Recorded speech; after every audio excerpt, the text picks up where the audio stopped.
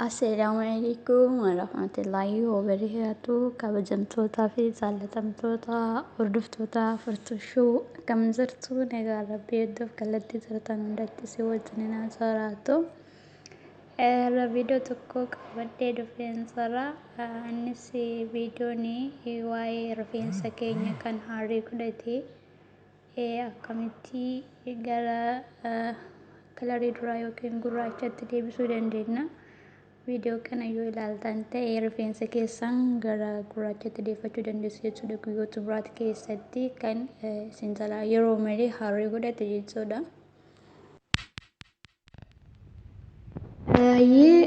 Rifeensi keenya kan kalarii adiitti deebi'e jechuudha. Kan Arii godhate gara kalarii duraatti jechuudha. Bifa isaa duraa gurraachatti deebisuudhaaf jalqaba shunkurtii diimaan nu barbaachisa jechuudha. Hamma barbaadan fayyadamuu dandeessu. Ani garuu firee tokkoon fayyadame isin agarsiisuudhaaf malee. Firee tokko makiinas qabaannaan makiinattis hojjechuu dandeessu. Bishaan isaati kan barbaadnu. Bishaan isaa bishaan shunkurtii jechuudha. Bishaan shunkurtii qopheeffattu. San booda maajuuna adii jechuudha. Maajuuna adiin akkuma beekamu faayidaa baay'ee qaba. Wantoota baay'eef fayyada. Rifeensa keenyas shunkurtaa wajjin yoo fayyadamne baay'ee nu fayyaduu danda'a. Shunkurtiinis akkuma beekamu rifeensa dheeressuu keessatti gahee qabdi. Kanaaf maajuuna adii jechuudha. Shunkurtii wajjin makachuudhaan rifeensa keessan gara kalarii bifa isaa duraatitti deebisuu dandeessu jechuudha.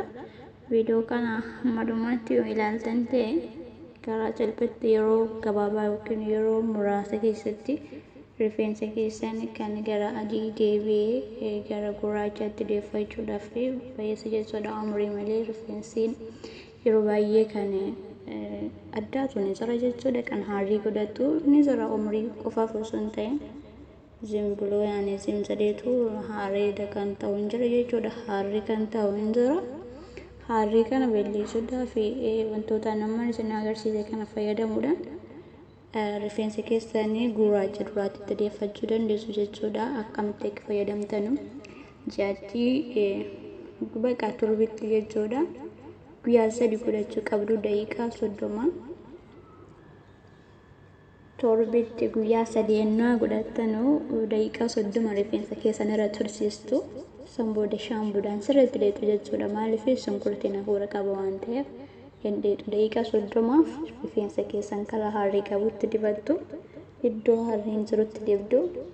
San booda shaampuudhaan dhiitu sirriitti jechuudha. Jijjiirama ni argitu jedhee yaada.